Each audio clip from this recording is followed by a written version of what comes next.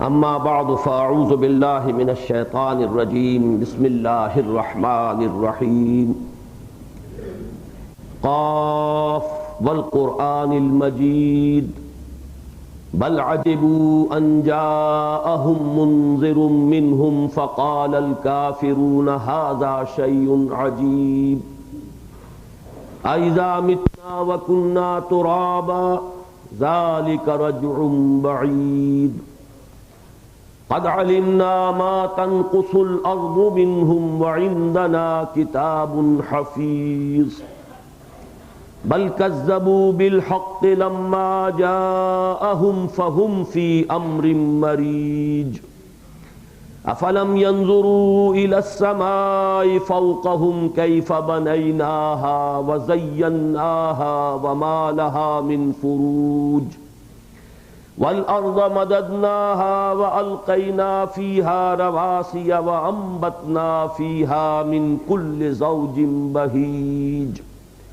تبصرة وذكرى لكل عبد منيب ونزلنا من السماء ماء مباركا فأنبتنا به جنات وحب الحصيد والنخل باسقات لها طلع نضيد رزقا للعباد وأحيينا به بلدة ميتا كذلك الخروج كذبت قبلهم قوم نوح وأصحاب الرس وثمود وعاد وفرعون وإخوان لوط وأصحاب الأيكة وقوم تبع كل كذب الرسل فحق وعيد أفعينا بالخلق الأول بل هم في لبس من خلق جديد صدق الله العظيم رب اشرح لي صدري ويسر لي أمري واحلل عقدة من لساني يفقهوا قولي اللهم ربنا ألهمنا رشدنا وأعذنا من شرور أنفسنا اللهم أرنا الحق حقا وارزقنا اتباعه وأرنا الباطل باطلا وارزقنا اجتنابه اللهم ربنا زدنا علما وهدى اللهم ربنا زدنا ایمانا وهدى وعلما نافعا وعملا صالحا ورزقا حلالا طیبا آمین یا رب العالمین۔ سورہ حجرات پر جس کا کہ درس ہمارے اس سلسلے وار درس کے ضمن میں مسجد دارالسلام میں مکمل ہو چکا ہے۔ قرآن مجید کے جو احزاب تلاوت ہیں یا تلاوت کی منزلیں ہیں ان میں سے چھٹی منزل ختم ہو جاتی ہے اور آخری اور ساتویں منزل کا آغاز سورہ قاف سے ہو رہا ہے۔ اسی طریقے سے جو ایک معنوی ترتیب ہے جس کا ذکر میں اس سے پہلے متعدد مرتبہ کر چکا ہوں اور ابھی اس کی مزید وضاحت کروں گا کہ مکی اور مدنی صورتوں کے بھی گروپس ہیں قرآن مجید میں جن کی تعداد 7 ہی ہے۔ یہاں ہم دیکھ رہے ہیں کہ سورہ قاف سے چھٹا گروپ شروع ہو رہا ہے مکیات و مدنیات کے اعتبار سے بھی۔ یہ 2 مقامات قرآن مجید میں ایسے ہیں کہ جن میں وہ احزاب تلاوت یا تلاوت کی منزلیں اور یہ جو گروپ ہیں مکی اور مدنی صورتوں کے یہ یکجا ہو جاتے ہیں، متصل ہیں۔ میں ان دونوں کے ضمن میں تھوڑی سی وضاحت اس وقت کر دینا چاہتا ہوں، اگرچہ اس کا ذکر پہلے بارہا ہوا ہے، لیکن اس سلسلہ درس میں مجھے اندازہ ہے کہ بہت سے حضرات نئے شریک ہو رہے ہیں، اور اب جب کہ ہم اس کی باضابطہ ریکارڈنگ کا آغاز کر رہے ہیں تو اس مرحلے پر مناسب ہے کہ اختصار کے ساتھ میں ان کا تذکرہ کر دوں۔ جہاں تک احزاب تلاوت یا تلاوت کی منزلوں کا تعلق ہے، یہ تو بہت قدیم ہے۔ خود حضور صلی اللہ علیہ وسلم کی متعدد احادیث میں احزاب کا ذکر ہے، حزب۔ یہ 7 حزب ہیں قرآن مجید کے۔ اہل عرب انہیں عام طور پر اسی نام سے جانتے ہیں، ہمارے ہاں زیادہ لفظ منزل جو ہے اس کے لیے وہ مستعمل ہے۔ 7 منزلوں میں یا 7 احزاب تلاوت میں قرآن مجید کا منقسم ہونا اصلاً اس بنیاد پر تھا کہ ایک شخص اگر روزانہ ایک حزب کی تلاوت کر لے تو ہر ہفتے قرآن مجید ختم کر لے گا، اور یہ معمول تھا صحابہ کرام میں سے اکثر کا کہ وہ ہر ہفتے ایک قرآن ختم کرتے تھے۔ لہذا قرآن مجید کو 7 حصوں میں منقسم کیا گیا، اور یہ چونکہ صحابہ کے دور کی چیز ہے، نبی اکرم صلی اللہ علیہ وسلم کے زمانے سے چلی آ رہی ہے، لہذا اس میں ایک عجیب حسن ہے اس کی ترتیب اور تقسیم میں۔ اس میں یہ نہیں کیا گیا ہے کہ 7 حصے بالکل مساوی کر دیے جائیں، اگر ہم کرتے تو شاید ایسا ہی کرتے، لیکن یہ کہ اس میں یہ ہوتا کہ سورتیں ٹوٹ جاتی، سورتوں کی فصیلیں شکستہ ہو جاتی، لہذا بالکل مساوی کرنے کی بجائے سورتوں کو پورے ایک گروپ میں رکھا گیا ہے، چاہے اس میں کچھ کمی بیشی ہو گئی ہے، کوئی حزب قدرے بڑا ہے اور کوئی حزب قدرے چھوٹا ہے، لیکن جو حسن ترتیب میں عرض کر رہا ہوں وہ اس پہلو سے ہے کہ پہلے حزب میں سورہ فاتحہ کو تو آپ یوں سمجھیے کہ پورے قرآن مجید کا وہ مقدمہ ہے، ہماری نماز کا جزو لازم ہے، اگر اس کو علیحدہ رکھ دیں تو پہلا حزب جو ہے وہ سورہ فاتحہ سے سورہ نساء تک ہے، اور سورہ فاتحہ کو شمار نہ کریں تو 3 صورتیں بنتی ہیں، سورہ بقرہ، سورہ آل عمران، سورہ نساء۔ دوسرے احزاب میں 5 صورتیں ہیں، اب آپ دیکھیں گے کہ 3، 5، 7، 9، 11، 13 یہ تعداد بنے گی صورتوں کی، بالکل جیسے کہ ایک سیڑھی ہو اور وہ بڑی ترتیب کے ساتھ آگے بڑھ رہی ہو۔ دوسرے حزب میں 5 صورتیں ہیں، سورہ مائدہ سے سورہ توبہ تک۔ تیسرے حزب میں 7 صورتیں ہیں، سورہ یونس سے سورہ نحل تک۔ چوتھے حزب میں 9 صورتیں ہیں، سورہ بنی اسرائیل سے سورۃ الفرقان تک۔ 5ویں حزب میں 11 صورتیں ہیں، سورہ شعراء سے سورہ یاسین تک۔ 6ٹھے حزب میں 13 صورتیں ہیں، سورہ صافات سے سورہ حجرات تک۔ آخری جو 7واں حزب ہے اسے حزب مفصل کہا جاتا ہے، اس میں صورتوں کی تعداد جو ہے وہ 65 ہے، ویسے اس میں بھی 13 کو اگر 5 سے ضرب دیں گے تو وہ 65 بن جائے گا، ایک حسن ترتیب جو ہے عدد کے اعتبار سے اس میں بھی موجود ہے۔ ان کے ساتھ سورہ فاتحہ کو شامل کر لیجئے تو یہ کل صورتیں 114 ہیں، اور یہ 7 احزاب ہیں یا 7 منزلیں ہیں قرآن مجید کی۔ اب اس کے ساتھ ساتھ جیسا کہ میں نے عرض کیا یہ تو قدیم چیز ہے، سب کے نزدیک متفق علیہ ہے، آپ کو ہر قرآن میں یہ چیزیں جو ہیں ان کی نشاندہی ملے گی، دور صحابہ سے ان کا ذکر ہمیں ملتا ہے۔ البتہ ایک اور تقسیم جو ہے قرآن مجید میں وہ معنوی اعتبار سے، اور اس تقسیم کی طرف سب سے پہلے جو اشارہ ملتا ہے وہ مولانا فراہی رحمۃ اللہ علیہ کے ہاں، اور اس کو جو آگے بڑھایا ہے وہ مولانا امین حسن اصلاحی صاحب نے بڑھایا ہے۔ لہذا یہ جو تقسیم ہے وہ ہمیں قدیم تفاسیر میں یا ہمارے مفسرین یا جو بھی ہمارے ائمہ دین ہیں ان کے ہاں کہیں اس کا ذکر نہیں ملے گا۔ اس کی وجہ یہ ہے کہ قرآن مجید کے ایک مرتب اور منظم کلام ہونے کا اگرچہ ہمارے اسلاف میں بھی ذکر تو ملتا ہے، لیکن اس کی جس قدر اہمیت مولانا فراہی نے اس دور میں آ کر بیان کی ہے، اتنی اہمیت کے ساتھ اس پر توجہ جو ہے مرتکز نہیں ہوئی۔ لہذا یہ اس دور کی ایک نئی چیز ہے، اس میں اصولاً یہ بات جان لیجئے کہ اس پر اپرانا نہیں چاہیے کہ چونکہ یہ اسلاف میں نہیں ہے لہذا یہ کوئی چیز ایسی نہیں ہے کہ جو قابل التفات ہو یا قابل توجہ ہو، اس لیے کہ قرآن مجید کے بارے میں نبی اکرم صلی اللہ علیہ وسلم کے جو ہمیں فرامین ملتے ہیں، فرمودات، ان میں یہ اشارہ موجود ہے کہ یہ کتاب وہ ہے کہ جس کے عجائب کبھی ختم نہیں ہوں گے۔ لا تنقضی عجائبہ ولا یشبع منہ العلماء، اہل علم کبھی اس سے سیر نہ ہو سکیں گے۔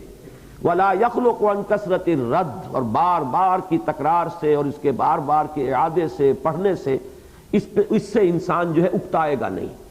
تو جو پہلا جملہ اس میں ہے کہ لا تنقضی عجائبہ، اس کے عجائب کبھی ختم نہیں ہوں گے، تو اس سے اشارہ ملتا ہے کہ اس پر غور کرنے والے غور کرتے رہیں گے اور مختلف ادوار میں نئی نئی باتیں جو ہے سامنے آتی رہیں گی۔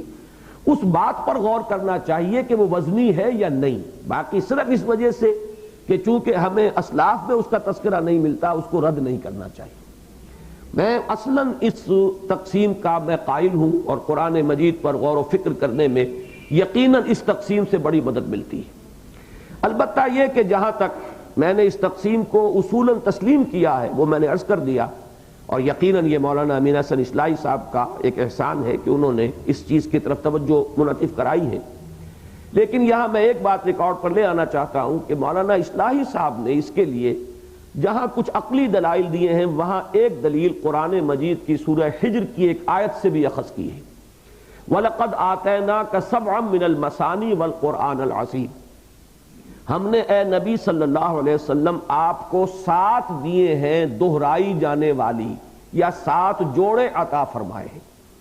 انہوں نے اس سے یہ استنباط کیا ہے کہ یہ 7 جوڑے ہیں کہ جن کا ذکر ہو رہا ہے، اور وہ وہی ہیں جو 7 مکیات و مدنیات، جوڑے اس لیے کہ ہر گروپ میں ایک یا ایک سے زائد مکی صورتیں ہیں اور پھر ایک یا ایک سے زائد مدنی صورتیں ہیں، تو مکی اور مدنی کا جوڑا بن گیا۔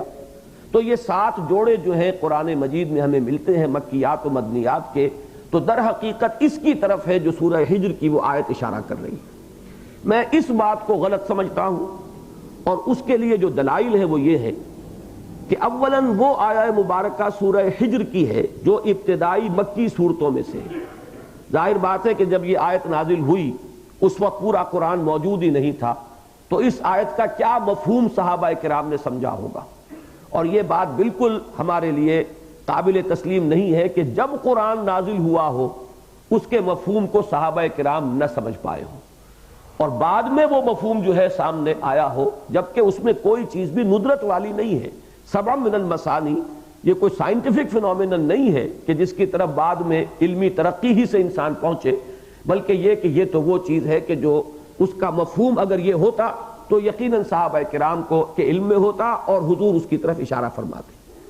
لیکن اس کے ساتھ ساتھ ایک مثبت دلیل بھی ہے، اور وہ یہ ہے کہ ایک مرفوع اور صحیح حدیث میں حضور صلی اللہ علیہ وسلم نے 7 من المثانی کا مصداق سورہ فاتحہ کو قرار دیا ہے۔ حضرت ابی ابن کعب ایک انصاری صحابی ہیں رضی اللہ تعالی عنہ، جنہیں خاص شغف تھا تفسیر قرآن سے، حضور نے ان کے لیے الفاظ بھی استعمال کیے ہیں کہ اقرؤہم ابی ابن کعب، کہ صحابہ کرام میں قرآن مجید کے سب سے بڑے قاری، اور اس اعتبار سے کہ اس زمانے میں قاری محض قرات کرنے والوں کو نہیں سمجھا جاتا تھا بلکہ عالم لوگ ہوتے تھے، تو گویا کہ سب سے بڑے عالم حضور کے اس فرمان کی روح سے حضرت ابی ابن کعب ہیں۔ مرفوع حدیث میں یہ ذکر ہے کہ حضور نے ایک مرتبہ حضرت ابی ابن کعب سے خطاب کر کے فرمایا کہ اے ابی، کیا میں تمہیں وہ سورت سناؤں، اس کی تلقین کروں جس کی مثل جس کی نظیر نہ تورات میں نازل کی گئی، نہ انجیل میں، نہ خود قرآن میں؟ تو وہ حیران ہوئے، انہوں نے کہا کہ اللہ و رسولہ عالم، اللہ اور اس کا رسول ہی بہتر جانتے ہیں۔ تو پھر حضور نے فرمایا کیف تقرؤ فی الصلاۃ، ذرا بتاؤ تو صحیح تم نماز میں کیا پڑھتے ہو؟ اب انہوں نے سورہ فاتحہ پڑھنی شروع کی۔ جب وہ ختم کیا انہوں نے سورہ فاتحہ کو، تو حضور نے فرمایا ہی السبع المثانی، یہ ہے وہ 7 دہرائی جانے والی آیات، وہی القرآن الحکیم، اور یہی ہے وہ قرآن عظیم جس کا اس آیت میں ذکر ہے کہ وَلَقَدْ آتَيْنَاكَ سَبْعًا مِّنَ الْمَثَانِي وَالْقُرْآنَ الْعَظِيمِ۔ اب اس پر امت کا اجماع رہا ہے اسلاف کا کہ 7 من المثانی سورہ فاتحہ ہے، اسی سے اس کی 7 آیتیں متفق علیہ مانی گئی ہیں۔ اگرچہ ایک اختلاف ہے کہ سورہ فاتحہ کا جز مانا جائے آیت بسم اللہ کو یا نہ مانا جائے، یہ اختلاف موجود ہے ہمارے قراء کے مابین کہ آیا آیت بسم اللہ سورہ فاتحہ کا جز ہے یا نہیں ہے۔ یہی وجہ ہے کہ بعض اہل حدیث مسلک کے حضرات کو آپ نے دیکھا ہوگا کہ وہ نماز میں آیت بسم اللہ بھی سورہ فاتحہ سے بالجہر اس کی تلاوت کرتے ہیں، اگرچہ احناف جو ہیں اسے وہ خفیہ طور پر پڑھتے ہیں، اور تلاوت جو ہے جہری اس کا آغاز ہوتا ہے الحمدللہ رب العالمین سے۔ یہ اصل میں اسی اختلاف پر مبنی ہے کہ آیا آیت بسم اللہ سورہ فاتحہ کا جز ہے یا نہیں ہے۔ آیت تو وہ ہے قرآن کی، لیکن سورہ فاتحہ میں شمار کی جائے گی یا نہیں۔ لیکن جو لوگ اس کو آیت گنتے ہیں وہ پھر آخری 2 آیات کو ایک آیت مانتے ہیں، صراط الذین انعمت علیہم غیر المغضوب علیہم ولا الضالین، اس کو ایک مان کر تعداد وہ بھی 7 ہی بناتے ہیں، اور جن حضرات کے نزدیک یہ اس میں شمار نہیں کی جائے گی آیت بسم اللہ، وہ اس کو 2 آیتیں مانتے ہیں کہ صراط الذین انعمت علیہم یہ آیت نمبر 6 ہے، اور غیر المغضوب علیہم ولا الضالین یہ آیت نمبر 7 ہے۔ تو گویا کہ 7 آیات سورہ فاتحہ کی یہ متفق علیہ، اور اسی حدیث پر در حقیقت اس کا دار و مدار ہے۔ اس لیے ان دونوں دلائل کی بنیاد پر میں اس دلیل کو تو صحیح نہیں سمجھتا، البتہ یہ کہ اپنی جگہ ایک بات صحیح ہے، اور اس بات کی صحت کو ہم جو بھی قرآن مجید پر تدبر کا اسلوب ہے اس کی روشنی میں ہم یعنی قابل قبول بھی پاتے ہیں، اور تدبر قرآن کے ضمن میں مفید بھی سمجھتے ہیں۔ البتہ اس ضمن کی ایک بات اور ہے کہ مولانا اصلاحی صاحب کے نزدیک قرآن مجید کی اکثر صورتیں جوڑوں کی شکل میں ہیں. اس کے لیے بھی انہوں نے اسے استدلال تو نہیں کہنا چاہیے، استشہاد کہنا چاہیے کہ وَمِن كُلِّ شَيْءٍ خَلَقْنَا زَوْجَيْن. یہ اللہ تعالیٰ نے قاعدہ کلیہ بیان کیا ہے کہ ہم نے تمام چیزیں جو بنائی ہیں وہ جوڑے جوڑے بنائی ہیں. تو اس میں گویا کہ یہ ایسا ایک مستقل اصول ہے کہ قرآن مجید کی صورتوں پر بھی اس کا انطباق ہوتا ہے. بہرحال اس میں البتہ وہ بھی تسلیم کرتے ہیں کہ بعض صورتیں مستثنیٰ ہیں. مثلا سورہ حجرات جو ابھی ہم نے ختم کی تھی، یہ مستثنیٰ ہے کہ سورہ محمد اور سورہ فتح یہ تو مل کر جوڑا بنتی ہیں، لیکن سورہ حجرات کا کوئی جوڑا نہیں ہے. تو مستثنیات جو ہیں وہ مولانا اصلاحی صاحب بھی تسلیم کرتے ہیں، لیکن جو حضرات تدبر قرآن کا مطالعہ کرتے ہیں، اس لیے کہ ظاہر بات ہے کہ ہمارے اس حلقے میں اس کتاب کا مطالعہ جو ہے وہ عام طور پر ساتھی کرتے ہیں، اور اس کو ہم نے ہی شروع میں شائع بھی کیا اور اس کو پروموٹ بھی کیا ہے. تو ان سے میں خاص طور پر یہ عرض کروں گا کہ میرا جہاں تک جوڑوں کی تعیین کا تعلق ہے اس میں مولانا اصلاحی صاحب سے شدید اختلاف ہے. یہ ہے کہ اکثر صورتیں تو جوڑوں کی شکل میں ہیں، لیکن استثناءات ان سے زائد ہیں جتنی کہ اصلاحی صاحب مانتے ہیں. میرے نزدیک سورہ یاسین بھی مستثنیٰ ہے، وہ بالکل منفرد مزاج کی صورت ہے. اسی طرح یہ سورہ قاف بھی مستثنیٰ ہے، اس کا کوئی جوڑا نہیں ہے. یہ 7 مکی صورتیں اب آ رہی ہیں، ان میں سے یہ منفرد ہے، اس کے بعد 2 کے جوڑے ہیں، سورہ زاریات اور سورہ طور، پھر سورہ قمر اور سورہ نجم، پھر سورہ رحمان اور سورہ واقعہ. ان کے مضامین پر جو غور کیا جائے گا تو واقعتاً وہ جوڑوں کی شکل میں ہیں. لیکن یہ کہ سورہ قاف بھی منفرد ہے، اس کا کوئی جوڑا نہیں. اسی طریقے سے سورہ یاسین بھی منفرد ہے. جب ہم اس مقام پر تھے تو میں نے اس کی بھی وضاحت کی تھی کہ حضور نے صلی اللہ علیہ وسلم اسے قلب القرآن قرار دیا ہے. اور جیسے قلب بھی تنہا ہی ہے، ہمارے جسم کے اعضاء بہت سے ہیں اہم جو 2 کے جوڑوں کی شکل میں، 2 آنکھیں ہیں، ناکیں بھی یہ 2 بن جاتی ہیں، کان 2 ہیں، دماغ کے بھی 2 تقریباً مساوی حصے بنتے ہیں، پھیپھڑے 2 ہیں، گردے 2 ہیں. لیکن یہ ہے کہ اعضاء رئیسہ میں سے قلب وہ ہے جو اکیلا ہے، اور پھر یہ کہ وہ جسم کے بالکل درمیان میں نہیں ہے، ایک طرف ہے. اسی طرح سورہ یاسین بالکل وسط میں نہیں ہے، وہ دھڑکتے ہوئے دل کے مانند بھی ہے اس کے اسلوب کو اگر دیکھا جائے، اور دوسرے یہ کہ وہ بھی وسط سے ذرا ہٹ کر ہے اور وہ تنہا ہے، اس کا کوئی جوڑا نہیں. بہرحال اس میں یہ کہ تفصیلی تعیین جو ہے کہ کون کون سی صورتیں جوڑے بنتی ہیں، اس میں اختلاف ہے. البتہ جہاں تک ان کی یہ آبزرویشن ہے اور ان کا یہ مشاہدہ ہے کہ قرآن مجید کی اکثر صورتیں جوڑوں کی شکل میں ہیں، تو اسے بھی میں تسلیم کرتا ہوں. بہرحال اب آئیے کہ جو مکیات اور مدنیات کے جو گروپ بنتے ہیں وہ 7 کون کون سے ہیں. پہلے گروپ میں مکی صورت ہے سورہ فاتحہ، چھوٹی سی ہے، حجم کے اعتبار سے چھوٹی ہے، معنی کے اعتبار سے بہت بڑی ہے، ام القرآن ہے، اساس القرآن ہے. اس کے ساتھ مدنی صورتیں 4 ہیں، بقرہ، نساء، آل عمران، نساء اور مائدہ. دوسرے گروپ میں 2 صورتیں مکی ہیں، انعام اور اعراف، 2 مدنی ہیں، انفال اور توبہ. تیسرے گروپ میں 14 صورتیں مکی ہیں، سورہ یونس سے سورہ مومنون تک، اور مدنی صورت صرف 1 ہے، سورہ نور. چوتھے گروپ میں سورۃ الفرقان تا سورہ الف لام میم السجدہ، جسے سورہ سجدہ بھی کہتے ہیں، یہ 8 صورتیں مکی ہیں، اور سورہ احزاب تنہا ہے، وہ صورت مدنی ہے.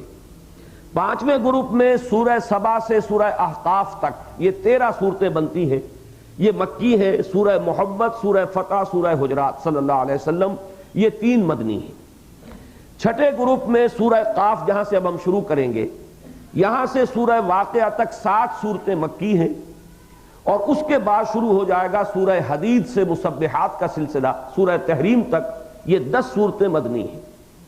آخری گروپ جو ہے اس میں جیسے پہلے گروپ میں مکی صورت صرف 1، اسی طریقے سے آخری گروپ میں مدنی صورتیں متفق علیہ تو صرف 2 ہیں، معوذتین، اور باقی جو ہے 1-2 صورتوں کے بارے میں اختلاف ہے.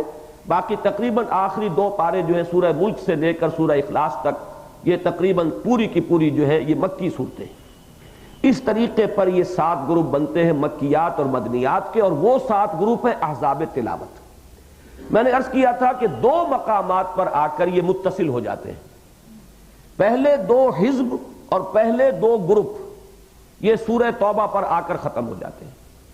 اگرچہ حزب جو ہے وہ مختلف ہے، حزب ختم ہو جائے گا سورہ نساء پر اور مائدہ سے شروع ہو جائے گا دوسرا، اور گروپ جو ہے پہلا ختم ہوگا سورہ مائدہ پر اور دوسرا شروع ہوگا سورہ انعام پر، لیکن آ کر یکجا ہو گئے ہیں سورہ توبہ کے خاتمے پر، یا یوں کہیے کہ سورہ یونس جہاں سے شروع ہوا وہاں سے تیسرا حزب بھی شروع ہو گیا اور تیسرا گروپ مکیات و مدنیات کا بھی۔ اسی طرح کا ایک مقام اتصال یہ ہے، لیکن یہاں ایک فرق ہے، یہاں جو گروپ ہے وہ دو آ جائیں گے سورہ قاف سے اور آخر تک سورۃ الناس تک، ایک گروپ سورہ قاف سے سورہ تحریم تک اور دوسرا گروپ جو ہے سورہ ملک سے سورۃ الناس تک۔ البتہ جہاں تک حزب یا منزل کا تعلق ہے یہ ایک ہے سورہ قاف سے سورۃ الناس تک۔ ایک بات میں نے ان احزاب کے بارے میں بارہا عرض کی ہے، اور اس کو بھی چونکہ اب ہم ایک نیا حزب شروع کر رہے ہیں، نیا گروپ، تو اس کو سمجھ لیجئے کہ جہاں تک مکی صورتوں کا تعلق ہے، چونکہ پہلے گروپ میں صرف سورہ فاتحہ ہے اور وہ میں نے عرض کیا پورے قرآن مجید کا دیباچہ اور مقدمہ ہے، تو گویا کہ مکی صورتوں کے 6 گروپ بنتے ہیں قرآن میں، جو کہ یعنی حجم کے لحاظ سے قابل لحاظ ہے۔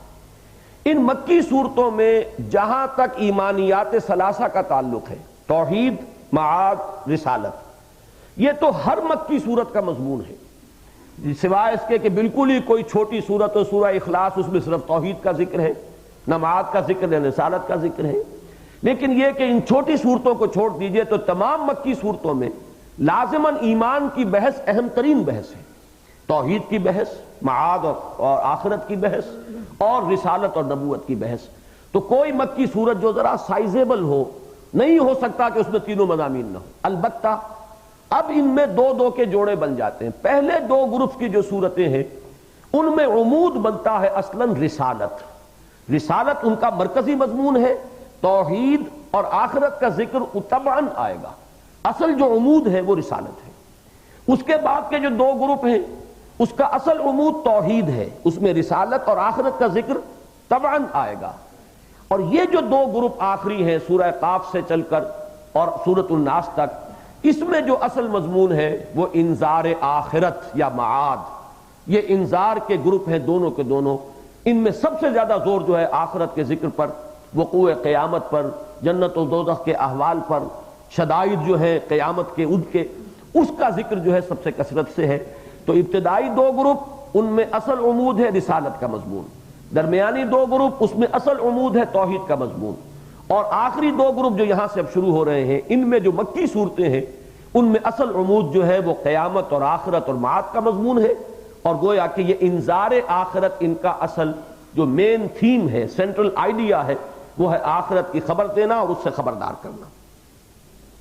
میں یہ سمجھتا ہوں ان میں ایک چیز اور نوٹ کر لیں تو یہ اصل میں قرآن مجید کے ساتھ ایک دلچسپی پیدا کرنے کے لیے یہ امور اہم ہیں، اور یقیناً یہ نقشہ اگر ذہن میں جمع ہوا ہو تو ایک انسان اگر تدبر کرتا ہے، غور کرتا ہے، تو اس کو پھر نئی نئی باتیں جو ہیں وہ ملتی ہیں، اور اس سے ایک انشراح جو ہے اور بصیرت باطنی انسان کو حاصل ہوتی ہے۔ اس میں ایک بات اور صرف یہ اسٹیٹسٹکس کے اعتبار سے ہے، اعداد و شمار کے اعتبار سے، پہلا گروپ اور آخری گروپ یہ ایک دوسرے کی بالکل ضد ہیں اس معنی میں کہ پہلے گروپ میں صرف سورہ فاتحہ ہے مکی 7 آیتیں، اور مدنیات طویل ترین سورہ بقرہ، سورہ آل عمران، سورہ نساء، سورہ مائدہ، تقریباً آپ کو معلوم ہے 6.25 پارے۔ آخری گروپ میں یہ ریشو پروپورشن جو ہے کانورس ہو گئی کہ تمام جو ہے وہ مکیات ہیں سورہ ملک سے لے کر سورہ اخلاص تک، الا یہ کہ بعض کے بارے میں اختلاف ہے، وہ جب ہم وہاں پہنچیں گے اس پر بحث کریں گے۔ مدنی صورتیں جو ہے متفق علیہ وہ صرف 2 ہیں اور وہ معوذتین ہیں، تو معلوم ہوا کہ اس میں مکی نہ ہونے کے برابر حجم کے اعتبار سے، اس میں مدنی نہ ہونے کے برابر حجم کے اعتبار سے، معنوی پہلو سے میں یہ عرض نہیں کر رہا، یہ حجم کے اعتبار سے۔ دوسرے یہ کہ ادھر سے جو دوسرا بنتا ہے اور آخر سے جو دوسرا بنتا ہے، یعنی دوسرا اور چھٹا گروپ، اس میں ایک توازن دیکھیں گے آپ۔ 2 صورتیں وہاں مکیات ہیں سورہ انعام و اعراف، 2 مدنیات ہیں انفال اور توبہ، بالکل متوازن۔ اسی طریقے سے یہ چھٹا گروپ جو ہے جس کا ہم آغاز کر رہے ہیں، اس میں 7 صورتیں ہیں مکیات اور 10 صورتیں ہیں مدنیات، یہ بھی تقریباً یعنی متوازن ہے، اس لیے کہ وہ بھی لگ بھگ 1.25 پارہ بنتا ہے اور یہ بھی لگ بھگ 1.25 پارہ بنتا ہے، تقریباً 1 پارہ 1.25 پارہ حجم جو ہے ان کا برابر ہے۔ البتہ درمیان میں جو اب رہ گئے 3 گروپ، ان میں آپ یہ دیکھیں گے کہ جو تیسرا گروپ ہے اس میں تو تقریباً 7 پارے جو ہیں وہ مکیات پر مشتمل ہیں، صرف ایک سورۃ النور بعد میں آتی ہے، اسی طریقے سے آگے بھی. لیکن بہرحال پہلے اور آخر میں عکسی نسبت اور دوسرے اور چھٹے کے مابین ایک توازن کی مشابہت، یہ بھی ایک دلچسپ صورت ہے قرآن مجید کی صورتوں کی اس ترتیب میں جو سامنے آتی ہے. اب ہم اس سورہ مبارکہ کا مطالعہ جو ہے شروع کر رہے ہیں. بسم اللہ الرحمن الرحیم. سب سے پہلے حرف قاف آتا ہے جو حروف مقطعات میں سے. چونکہ اس کے ضمن میں بھی میں نے متعدد مرتبہ بعض باتیں بیان کی ہیں اور وہ مختلف دروس میں شاید ریکارڈ بھی ہوئی ہوں، لیکن اب چونکہ ہم بڑے اس اہتمام کے ساتھ اس سلسلے کا آغاز کر رہے ہیں تو حروف مقطعات کے بارے میں بھی چند باتیں آج میں اثر نو گنوا دینا چاہتا ہوں. تفصیل میں جانے کا وقت نہیں. پہلی بات، یہ چند باتیں جو میں گنوا رہا ہوں یہ بھی اعداد و شمار کی نوعیت کی ہیں، اسٹیٹسٹکس. آپ کو معلوم ہے کہ اسٹیٹسٹیکل ڈیٹا اگر نگاہوں کے سامنے رہے تو کبھی اچانک کوئی بات ذہن میں آ جاتی ہے. لہذا اگرچہ اس وقت اس کی کوئی معنوی اہمیت نہیں ہے جو میں آپ کے سامنے بیان کر رہا ہوں، لیکن یہ کہ یہ اعداد و شمار دلچسپی کا موجب بھی ہے اور کسی وقت اچانک ہو سکتا ہے کسی غور کرنے والے کو اس کے حوالے سے کسی نئی بات کی طرف جو ہے رہنمائی مل جائے. دیکھیے عربی زبان کے حروف 29 ہیں یا 28، اس میں اختلاف ہے. جو حضرات الف کو علیحدہ مانتے ہیں، حمزہ کو علیحدہ مانتے ہیں، وہ 29 گنیں گے، اور جو حضرات الف اور حمزہ کو ایک ہی مانتے ہیں، الف پر زبر زیر پیش یا جزم ہو تو اس کو حمزہ کہتے ہیں عربی میں، وہ الف نہیں ہوتا. الف وہ ہے جس پر نہ زبر ہو، نہ زیر ہو، نہ پیش ہو، نہ جزم ہو. جیسے کہ بے الف با، اب الف پہ کچھ بھی نہیں ہے، یہ بے کے ساتھ گویا کہ فتح جسے کہتے ہیں نا، زبر کو کھینچ دیا گیا ہے. بے زبر با، بے کھڑا زبر با اور بے الف با، اس میں کوئی فرق نہیں ہے. تو کھڑا زبر ہو تب بھی وہی، الف لگا دیا جائے تب بھی وہی. تو گویا کہ یہ 2 زبروں کے مساوی ہوتا ہے، اسے الف کہتے ہیں. اس پر کوئی حرکت نہیں آئے گی. اگر با پڑھیں گے آپ، بے پر زبر الف پر زبر، تو اب یہ الف لکھا گیا ہے، الف یہ حمزہ ہے، یہ الف نہیں ہے.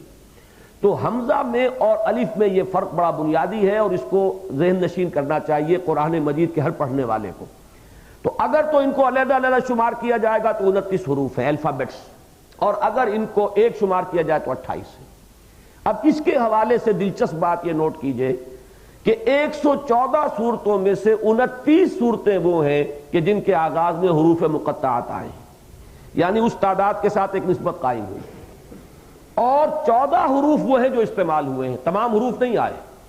14 حروف مستعمل ہوئے نصف، اور جو ٹوٹل صورتیں ہیں کہ جن میں ان کا استعمال ہوا وہ 29 ہے. اور میرا ذہن منتقل ہوا ہے، آپ کو بھی شاید یاد آیا ہو کہ جب یہ ٹی وی سے میرا ابتدائی تعلق جو تھا وہ شروع ہی ہوا تھا ابھی، تو 2 سال تو ایک پروگرام چلا تھا الکتاب رمضان مبارک میں، ہر پارے کے حساب سے کچھ تھوڑا بہت بیان. تیسرے سال الف لام میم سیریز چلی تھی. 29 دنوں میں قرآن مجید کی انہی صورتوں کے بارے میں نے کچھ عرض کیا تھا کہ جن میں حروف مقطعات سے آغاز ہوا ہے. تو یہ در حقیقت الف لام میم سیریز ٹیلی ویژن کی، اب یہ تمام چیزیں انہی کے قبضے میں ہیں. ہماری تو ان تک دسترس نہیں ہے. اگر وہ لوگ اس کو پسند کریں، عام کریں، تو وہ لوگوں کی دلچسپی کا اور یقیناً ایک افادیت کی حامل چیزیں.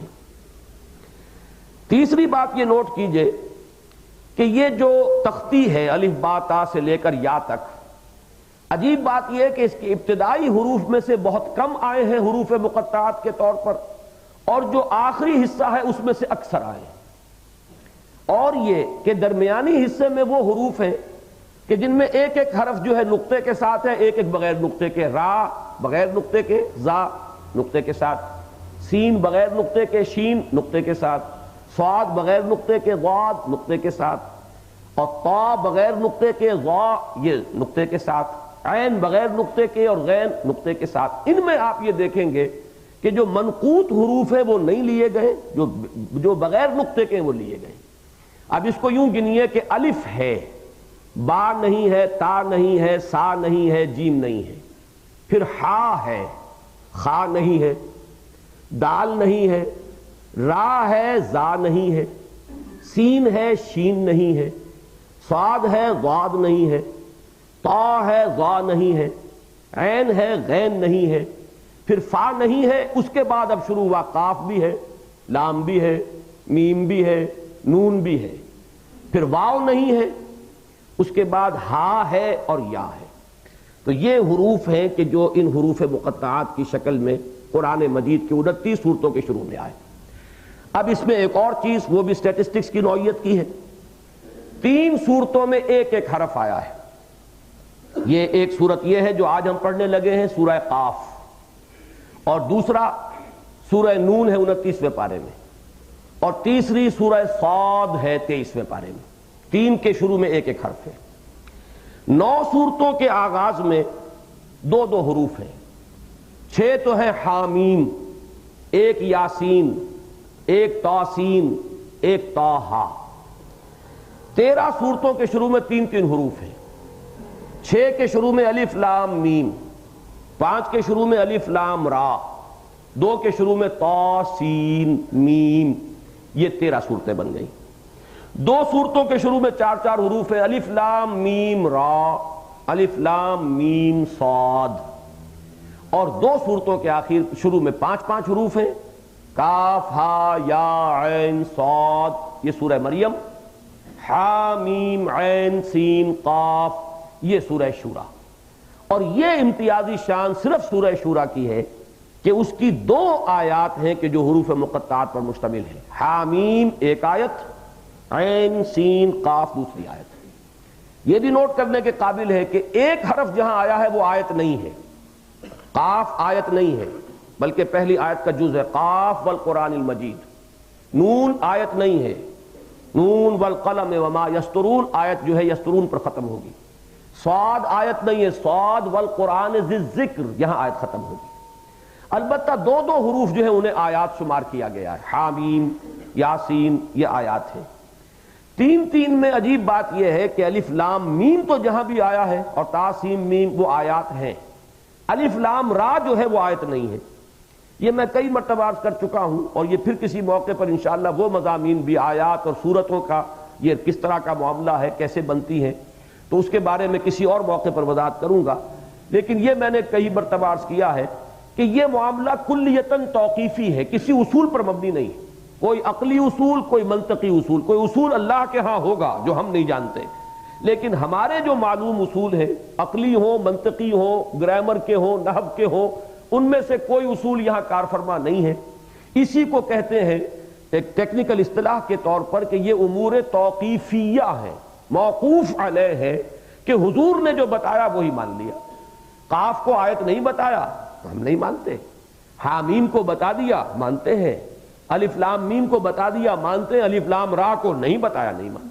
تو معلوم ہوا کہ یہ مسئلہ جو ہے یہ کل کا کل توقیفی ہے، حضور صلی اللہ علیہ وسلم کے بتانے پر موقوف ہے۔ لیکن یہ کہ اس کو میں نے اس طور سے آپ کے سامنے بیان کر دیا کہ یہ سٹیٹسٹکس جو ہے اگر سامنے رہے، ہو سکتا ہے کبھی کسی غور کرنے والے کو کبھی کوئی بات جو ہے اچانک، بہت سی جو بڑی بڑی اکتشافات علمیہ ہیں اور بڑی بڑی ایجادات جو دنیا میں ہوئی ہیں وہ ایسے ہی اتفاقاً ہوئی ہیں کہ آدمی بیٹھا ہوا ہے کسی سوچ میں مگن ہے، اچانک کوئی ذہن کے اندر نئی بات آ جاتی ہے۔ وہ اچانک اس لیے آتی ہے کہ غیر شعوری طور پر کچھ چیزیں ذہن میں پہلے سے کام کر رہی ہوتی ہیں۔ ایک صغرا کبرا تو وہ ہوتا ہے جس پر انسان شعوری طور پر غور کرتا ہے، ایک صغرا کبرا وہ ہے کہ جو تحت الشعور کے اندر خود بخود اس کی گاڑی چلتی رہتی ہے، چکی پیستی رہتی ہے، اس میں اچانک کوئی نئی بات سامنے آتی ہے۔ تو ظاہر بات ہے کہ جتنے وہ سٹیٹسٹکس ذہن کے اندر موجود ہوں گے اتنا ہی گویا کہ اس چکی کے پاس پیسنے کے لیے دانے ہوں گے اور اسی سے پھر کچھ برآمد بھی ہوگا۔ اس پہلو سے ان اعداد و شمار جو ہیں ان کو ذہن میں رکھنا مفید ہے۔ البتہ جو اس کا اصل مضمون ہے کہ ان حروف مقطعات کے معنی کیا ہے، مفہوم کیا ہے، اس میں جو قطعی اور حتمی اور یقینی اور متفق علیہ بات ہے وہ تو یہ ہے کہ ان کا علم صرف اللہ کو یا اس کے رسول کو ہے صلی اللہ علیہ وسلم، اور یہ ایک راز ہے، اللہ اور رسول کے مابین کوئی انسان حتمی یقینی طور پر ان کا کوئی مفہوم بیان نہیں کر سکتا، نہ جانتا ہے۔ وجہ کیا ہے کہ حضور صلی اللہ علیہ وسلم سے مرفوعاً کچھ منقول نہیں، کسی صحابی نے پوچھا نہیں، پوچھا ہوگا تو آن ریکارڈ نہیں ہے، حدیث ہمارے پاس نہیں ہے۔ حضور سے کوئی شے منقول نہیں ہے کہ حضور نے یہ بتایا ہو کہ ان کے معنی یہ، اگر وہ ہوتا تو بسر و چشم ہم اسے قبول کرتے، اور اس کو قبول کیے بغیر ہمارے لیے کوئی راستہ ہے ہی نہیں۔ لیکن چونکہ حضور سے منقول نہیں ہے لہذا اب یہ معاملہ مختلف فی ہو سکتا ہے۔ صحابہ کرام میں سے البتہ رضوان اللہ تعالی علیہ مجمعین جنہیں حبر الامہ کہا گیا ہے، حضرت عبداللہ ابن عباس رضی اللہ تعالی عنہما، حضور کے چچا زاد بھائی حضرت عباس کے بیٹے، ان سے کچھ اقوال ہیں جو منقول ہیں۔ انہوں نے یہ نہیں کہا کہ حضور نے مجھے بتایا، وہ انہوں نے اپنی ایک رائے دی ہے، لیکن وہ رائے کچھ وجدانی اور ذوقی محسوس ہوتی ہے، اس کے لیے کوئی دلیل انہوں نے بھی نہیں دی۔ ان کا موقف یہ ہے کہ یہ مکمل جملوں کے مخفف ہیں۔ مثلا الف لام میم کیا ہے؟ انا اللہ اعلم۔ اب انا اس جملہ 3 الفاظ پر مشتمل ہے، انا اللہ اعلم۔ انا جو پہلا لفظ ہے اس میں سے پہلا حرف لے لیا الف، اللہ درمیانی لفظ ہے، درمیانی حرف لیا لام، اعلم آخری لفظ ہے، اس کا آخری حرف لیا میم، تو انا اللہ اعلم یہ الف لام میم ہوا۔ اسی طریقے سے انہوں نے الف لام میم را انا اللہ اعلم و ارا، میں اللہ جانتا ہوں اور میں اللہ جانتا بھی ہوں اور دیکھتا بھی ہوں۔ تو اس طرح سے انہوں نے انہیں جملوں کے قائم مقام اور اس کا مخفف قرار دیا ہے، لیکن جیسا کہ میں نے عرض کیا چونکہ یہ بات انہوں نے مرفوعاً نہیں کہی ہے، یہ ان کا ایک ذاتی خیال ہے اور زیادہ تر وجدانی کوئی دلیل ان کے پاس نہیں ہے، ذوقی بات ہے، لہذا یہ ہمارے ہاں متفق علیہ نہیں ہے، اس کو قبول نہیں کیا گیا ہے، بلکہ لوگوں نے عام طور پر جو بات کہی ہے وہ یہ ہے کہ یہ صرف ایک سٹائل تھا جو اہل عرب کے نزدیک معروف تھا، مستعمل تھا۔ وہ جب بھی کوئی خطیب خطبہ شروع کرتا تھا، شروع میں کوئی حروف مقطعات جو ہے اس طرح بولتا تھا، یا تو یہ کہ لوگوں کی توجہ منعطف کرانے کے لیے، یا یہ کہ کوئی نہ کوئی معنوی ربط بھی ہوتا تھا، وہ میں ابھی آؤں گا، وہ معنوی ربط جو ہے بعض چیزوں میں جو ملتا ہے۔ چونکہ یہ ایک عام اسلوب تھا لہذا کسی نے اعتراض بھی نہیں کیا کہ یہ کیا ہے، اس لیے کہ اگر وہ بات معروف اسلوب میں شامل نہ ہوتی تو اہل عرب اعتراض کرتے کہ قرآن کہتا ہے کہ میں کتاب مبین ہوں، یہ کیا چیزتا ہے شروع میں الف لام میم کے معنی دارد، الف لام را اس کے کیا معنی ہے؟ لیکن کوئی اعتراض نہیں ہوا، تو معلوم ہوا کہ یہ ان کے ہاں معروف اسلوب تھا جس پر کہ اعتراض کی ان کے ہاں اپنے جو بھی معروفات ہیں اس کے اعتبار سے گنجائش نہیں تھی، اور اس کا کوئی معنوی ربط بھی ہوتا تھا۔ اب معنوی ربط کیا ہے؟ اس میں مولانا فراہی رحمت اللہ علیہ نے ایک بڑی پیاری بات کہی، میرے علم میں اس سے پہلے کسی اور کے بارے میں نہیں، ہو سکتا ہے میرا مطالعہ محدود ہے، شاید سلف میں سے بھی کسی نے یہ بات کہی ہو، لیکن میری معلومات کی حد تک مولانا فراہی کی یہ تحقیق ہے۔ ان کا کہنا یہ ہے کہ عربی زبان کے حروف اور عبرانی زبان کے حروف یہ چونکہ کامن ہے، یا تو یوں کہا جائے گا کہ عربی زبان عبرانی کی بیٹی ہے، عبرانی سے نکلی ہے، یا یہ کہا جائے گا یہ دونوں زبانیں بہنیں ہیں، کوئی ایک زبان تھی جس سے یہ دونوں زبانیں نکلی ہیں، لیکن ہیں بہرحال بہت ایک دوسرے سے قریب، ایک دوسرے سے مشابہ۔ اس کے جو الفابیٹس ہیں وہ اشکال سے ماخوذ ہیں۔ بعض زبانوں کے الفابیٹس جو ہیں وہ اصوات پر مبنی ہوتے، صوت پر، آواز پر، اور بعض کے جو ہے وہ صورتوں سے، اشکال سے ماخوذ ہوتے ہیں۔ چنانچہ اب بھی چینی زبان جو ہے وہ اس زبانوں میں سے ہے کہ جس کے الفابیٹس جو ہے وہ اشکال سے ماخوذ ہیں، ان پر مبنی ہے۔ تو عبرانی اور عربی کے حروف جو ہے تہجی یہ بھی اشکال سے، مثلا الف وہ لکھتے تھے گائے کے سر کے مشابہ، اور الف سے اشارہ ہوتا تھا گائے کی طرف۔ با وہ لکھتے تھے گھر کے انداز میں، اب کیونکہ اس زمانے میں گھر ابھی چھت ڈالنے کا تو لوگوں کو اسلوب نہیں آیا تھا، تو صرف 4 دیواری ہوتی تھی، جیسے اب بھی آپ کو دیہات میں وہ باڑے سے نظر آ جائیں گے، اس کا کراس سیکشن لیں گے تو یہ 2 طرف سے کھڑی ہوئی دیواریں اور نیچے اس کا صحن، یہ با ہے، بیت، اور بیت جو ہے عربی میں ہم با کہتے ہیں، عبرانی میں بیت ہے، یہ الفا بیت یہیں سے بنا، الفا الف ہے، بیت یہ بیت ہے۔ تو بیت جو عبرانی کا ہے اس میں بیت کے معنی بھی گھر ہے، عربی میں بھی بیت کے معنی گھر ہے، بیت اللہ ہے۔ اسی طریقے سے جیم جو ہے عبرانی کا وہ جیمل کہلاتا ہے، اور یہ جمل یعنی اونٹ سے مشابہ ہے، یہ جو اونٹ کا منہ اور اس کی گردن جس طریقے سے آتی ہے اس کا خم کھاتے ہوئے، تو جیم در حقیقت وہاں سے لیا گیا، اور جیمل جو ہے، اور یہ اب بھی جمل عربی زبان میں اونٹ کے لیے۔ اسی طریقے سے یہ ہے، اب یہ پوری تختی تو اس طریقے سے مکمل نہیں ہوتی، لیکن ایک بات ہے کہ جو دل کو لگتی ہے، خاص طور پر 2 حروف کا معاملہ جو ہے وہ بہت کنونسنگ ہے۔ تا جو ہے، تا توئے جسے ہم کہتے ہیں اردو میں، یہ وہ سانپ سے لیتے تھے، اور سانپ کی طرح، سانپ کا پھن کھڑا ہے اور نیچے کنڈلی اس نے ماری ہوئی ہے۔ اب آپ غور کیجئے، تا جو ہے وہ بالکل ایک پھنیر سانپ جس نے اپنا پھن کھڑا کیا ہوا اور نیچے جو ہے وہ کنڈلی ہے، وہ تا بنا۔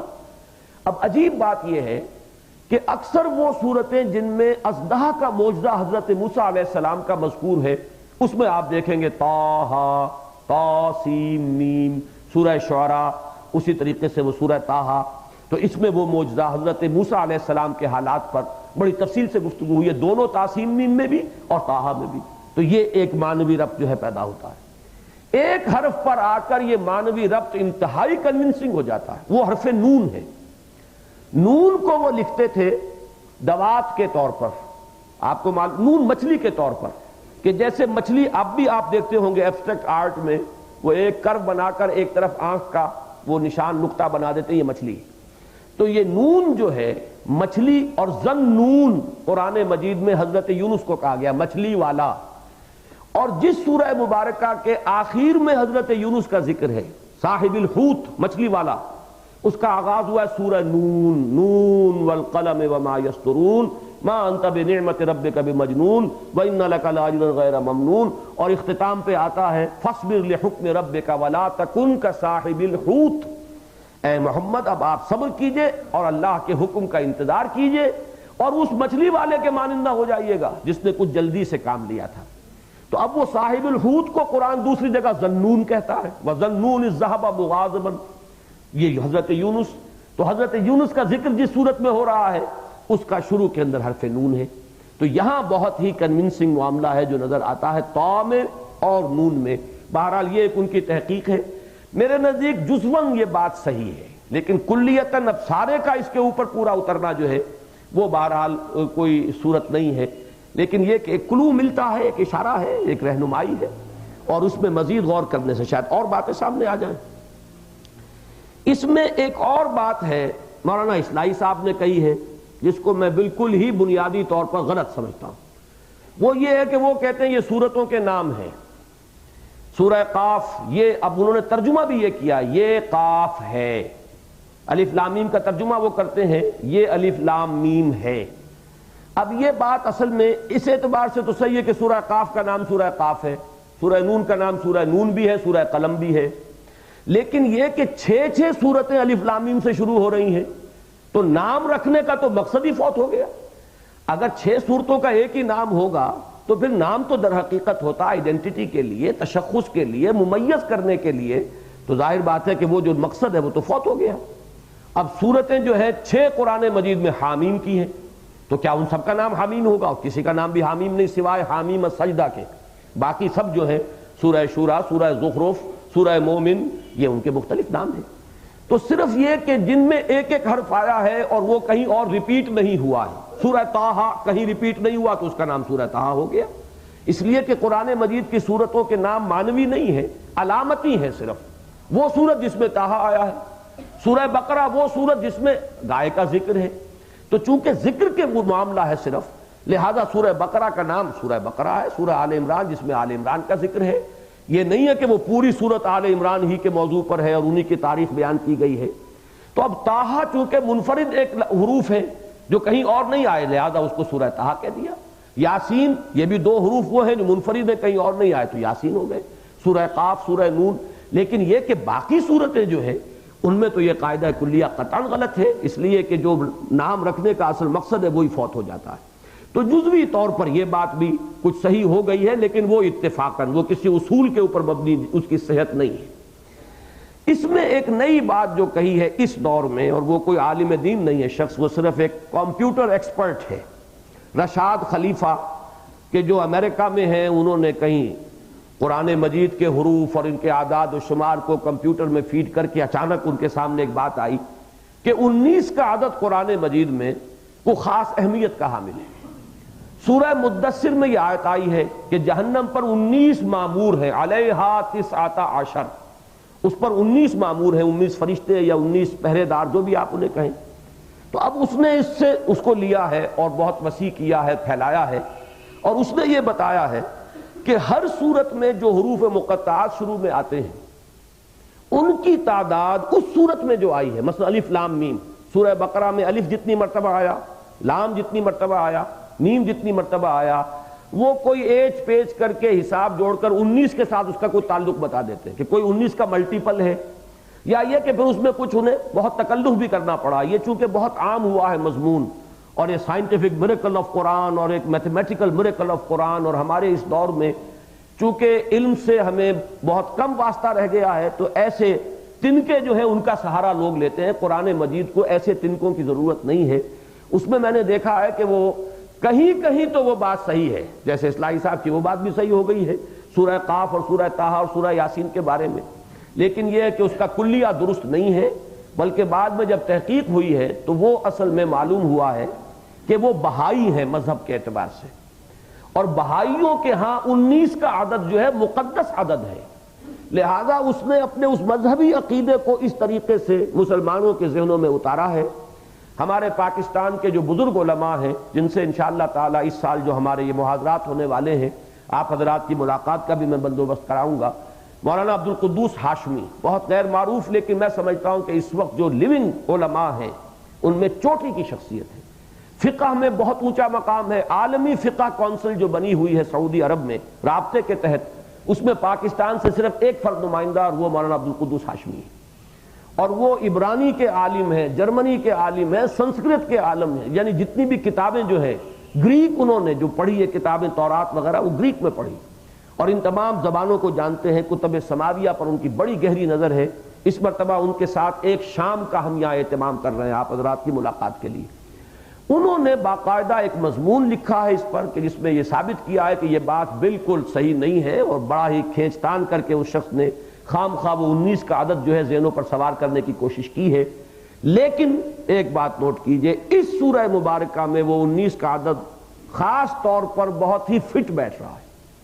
اس کی وجہ یہ پھر میں عرض کر رہا ہوں، جہاں پر جو حقیقت ہو اس کا اعتراف کرنا چاہیے، اگر وہ کلیتاً صحیح نہیں ہے تو جزواً صحیح ہے، تو جزوی طور پر اس کو بات کو مان لینا چاہیے۔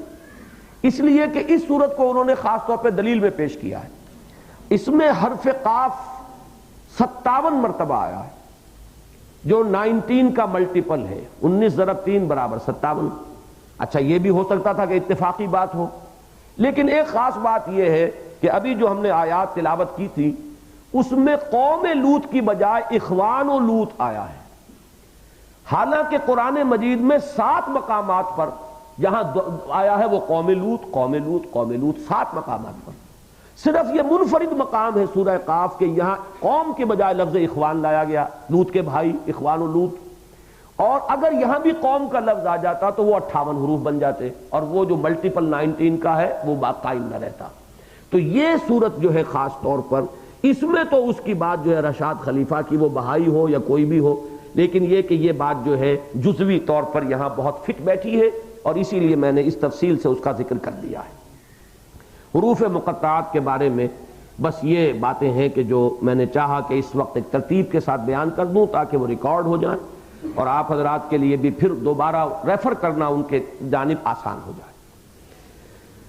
اب آئیے قاف والقرآن المجید۔ قاف پر تو ہم گفتگو کر چکے، معنی اس کے اللہ ہی کے علم میں ہے، واللہ عالم۔ والقرآن المجید، اور قسم ہے قرآن کی جو بہت ہی بزرگ ہے، بہت ہی عظمت والا ہے۔ مجد اور شرف کا لفظ آتا ہے ساتھ ساتھ، جیسے سینونیمز کہتے ہیں مترادفات، مجد و شرف۔ شرف بھی شرافت، بزرگی، کسی کا اعلیٰ مقام، اور مجد بھی کہتے ہیں اونچا مقام، بزرگانہ حیثیت۔ تو قرآن کے لیے یہ لفظ مجید، جیسے قرآن کے لیے ساتھ صفت آتا ہے حکیم، یاسین والقرآن الحکیم، قسم ہے قرآن کی جو حکمت سے بھرا ہوا ہے، حکمت پر مبنی ہے۔ کہیں آتا ہے والکتاب المبین، حامیم والکتاب المبین، قسم ہے اس کتاب کی یعنی قرآن کی جو روشن ہے، بالکل بین ہے، واضح ہے۔ 2 جگہ قرآن میں یہ مجید کا لفظ ہے، ایک یہ ہے اور ایک آخری پارے میں بل ہوا قرآن مجید فی لوح محفوظ۔ سورہ واقعہ میں کریم کا لفظ بھی آیا ہے، انہ لقرآن کریم، تو یہ مختلف صفات کے طور پر قرآن مجید کے ساتھ یہ الفاظ آئے ہیں۔ قسم ہے قرآن کی جو بزرگی والا ہے، عظمت والا ہے۔ یہ مجید کا لفظ جو ہے صاحب مجد اللہ بھی ہے اور صاحب مجد یہ قرآن بھی ہے، اس لیے کہ یہ اصول سمجھیے کہ کلام صفت ہوتا ہے متکلم کی، جو صفات متکلم میں ہوں گے وہی صفات کلام میں بھی ہوں۔ عربی زبان میں ایک محاورہ ہے یا ضرب المثل کے طور پر کہ کلام الملوک ملوک الکلام ہے، بادشاہوں کا کلام کلاموں کا بادشاہ ہوتا ہے، معلوم ہو جاتا ہے کہ بولنے والا کون ہے، کوئی بڑی ہستی ہے جو بول رہی ہے، یا کوئی عامی انسان ہے جو بات کر رہا ہے، کوئی عالم و فاضل ہے، یا یہ کہ کوئی ان پڑھ اور جاہل ہے، کوئی کنجرا ہے جو بول رہا ہے، یا یہ کہ کوئی بہت مہذب انسان ہے اور بہت شائستہ انسان ہے جو بول رہا ہے۔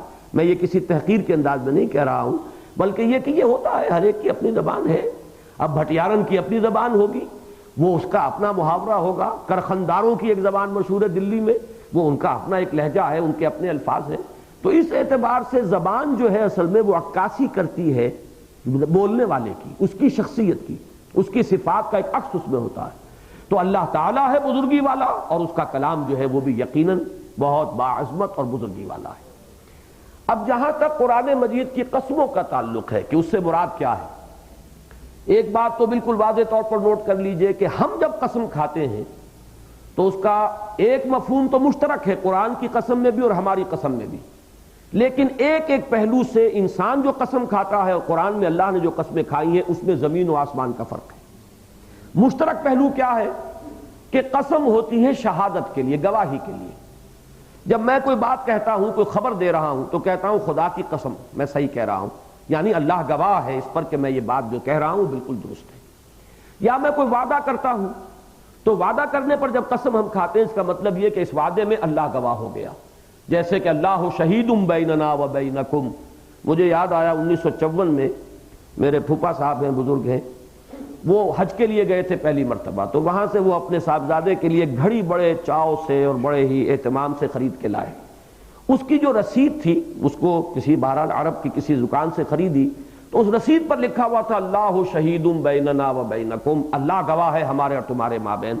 تو دل میں بڑی عظمت قائم ہوئی ان لوگوں کی۔ میں اس وقت تک گیا بھی نہیں تھا وہاں، اور ظاہر بات ہے جو نہیں گیا ہوتا وہ ان کے بارے میں ایک محبت اور ایک عظمت کے جذبات اپنے اندر رکھتا ہے، وہ تو وہاں جا کر پھر وہ شیشے جو چکنا چور ہوتے ہیں وہ دوسری بات ہے۔ تو میں بڑا خوش ہوا کہ اللہ شہید بیننا و بینکم لکھا ہوا ہے، تو کس قدر ان کا قرآن مجید سے تعلق ہے۔ بعد میں وہ ہمارے پھوپھی زاد بھائی، ان کا انتقال ہو گیا، مرحوم نصیر احمد صاحب، ان کا ذکر اس لیے کر رہا ہوں کہ ان کے گھر سے اس سلسلہ درس کا آغاز ہوا تھا۔ سمن آباد میں ان کا گھر تھا، جس میں ایک کمرہ میں نے دیکھا کہ ذرا بڑا ہے، 2 کمرے ملا کر انہوں نے بنا لیا تھا، تو وہاں سے 70-80 حضرات اس میں آ جاتے تھے۔ یہ درس غالباً سن 68 میں یا 67 میں وہاں سے شروع ہوا، پھر وہاں سے منتقل ہوا ہے وہ مسجد خضرا کو، پھر وہاں سے مسجد شہداء کو، پھر دارالسلام کو، اور اب جو آخری اس کی یہ منزل ہے وہ اللہ کا نام لے کر ہم نے یہاں شروع کی ہے۔ تو ان کے لیے دعا کیجئے، اللہ تعالیٰ ان کی مغفرت فرمائے۔ انہوں نے بہرحال اس سلسلے کا آغاز کرنے میں ان کا ایک حصہ ہے۔ تو انہوں نے وہ جب جا کر بازار میں گھڑی کا بھاؤ پوچھا کہ یہ گھڑی لائے ہیں وہاں سے، تو معلوم ہوا کہ یہاں وہ سستی مل رہی تھی بنسبت اس قیمت کے کہ جو انہوں نے وہاں عرب میں ادا کی تھی۔ تو ان کی ساری خوشی پر اوس پڑ گئی کہ یہ بڑے اہتمام سے گھڑی عرب سے لائی گئی ہے، لیکن یہ کہ پاکستان سے اس کی قیمت وہاں زیادہ لی گئی ہے۔ بہرحال قسموں کے بارے میں ایک بات ذہن میں رکھیے کہ اس کا اصل مفہوم کیا ہے؟ شہادت، گواہی۔ البتہ جب ہم انسان قسم کھاتے ہیں تو ظاہر بات ہے کہ ہم کسی ایسی ہستی کو گواہی میں پیش کریں گے جس کی عظمت ہو، بزرگی ہو، جس کو سننے والا بھی اس سے اثر قبول کرے کہ اس نے اس کو گواہ بنایا ہے، بات کہہ رہا ہے، اس لیے ہم اللہ کی قسم کھاتے ہیں۔ لیکن یہ کہ جب اللہ تعالیٰ قسم کھاتا ہے تو یہاں تو قسم کھانے والا سب سے بڑا بزرگ ہے، اس سے اونچا، اس سے اعلیٰ، اس سے اوپر تو کوئی نہیں۔ لہذا ہماری قسموں میں، انسانی قسموں میں مقسم بہی جو ہے، جس کے ساتھ قسم کھائی جائے، اس کی عظمت کا پہلو ہوگا۔ لیکن قرآن مجید میں اللہ نے جو قسمیں کھائی ہیں اس میں مقسم بہی میں کوئی پہلو عظمت کا نہیں ہے، بلکہ صرف شہادت۔ گواہ ہے آسمان، گواہ ہے یہ گزرنے والا زمانہ، والعصر ان الانسان لفی خسر، یہ گزرنے والا زمانہ گواہی دے رہا ہے۔ غافل تجھے گھڑیال یہ دیتا ہے منادی، گردوں نے گھڑی عمر کی ایک اور گھٹا دی، یہ گواہی ہے اصل میں۔ اسی طریقے سے قرآن مجید گواہ ہے۔ اب قسم کے بارے میں دیکھیے 2 الفاظ ہیں، یہ ٹیکنیکل اصطلاحات ہیں، ان سے آپ کو اب مانوس ہونا چاہیے۔ مقسم بہی اور مقسم علیہ، جس چیز سے قسم کھائی وہ مقسم بہی ہے، مقسم علیہ جس چیز پر قسم کھائی۔ والعصر، یہ مقسم بہی کیا ہے؟ عصر۔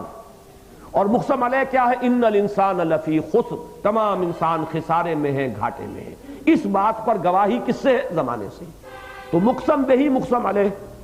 لیکن قرآن مجید میں کہیں ایسا ہوتا ہے کہ مقسم بہی کے ساتھ مقسم علیہ کو بھی ظاہر کر دیا جاتا ہے، اور کہیں مقسم علیہ محذوف ہوتا ہے، وہ قاری پر چھوڑ دیا جاتا ہے کہ وہ اپنی ذہانت کو بروئے کار لائے، جسے آپ کہتے ہیں فل ان دی بلینکس۔ اب اس بلینک کو وہ خود پر کرے، اور یہ واقعتاً آسمانی کتابوں کا ایک بڑا عمدہ اسلوب ہے۔ اس سے انسان کے اندر سوچنے کی صلاحیتیں جاگتی ہیں، پروان چڑھتی ہیں، ان کی تربیت ہوتی ہے، اور پھر جب کبھی انسان کسی معاملے میں خود غور و فکر کر کے کسی نتیجے پر پہنچا ہو، اور اگر اسے بعد میں معلوم ہو کہ اسلاف میں سے بھی کوئی اس نتیجے پر پہنچا، تو ایک بڑا انشراح ہوتا ہے اور خوشی ہوتی ہے کہ متفق گردید رائے بو علی بارائے من۔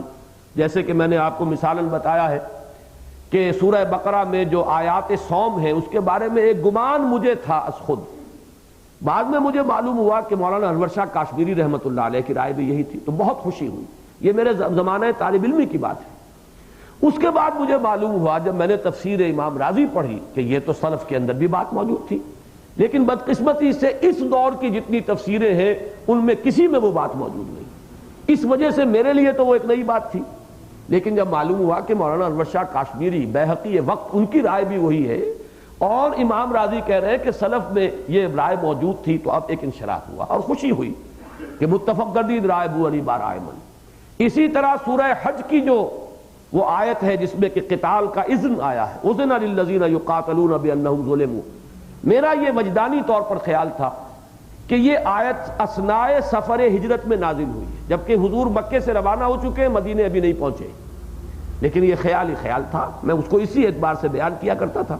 لیکن پھر مجھے معلوم ہوا کہ یہ حضرت عبداللہ ابن عباس رضی اللہ تعالی عنہ کی رائے ہے، وہی عنہما، جن کے بارے میں نے کہا جو حبر الامہ ہے، جن کے لیے حضور کی یہ دعا جو ہے منقول ہے کہ اللہم فقہہ فی الدین، اے اللہ اب اس نوجوان کو دین کا فہم عطا فرما، تفقہ، سمجھ، گہرائی، بصیرت۔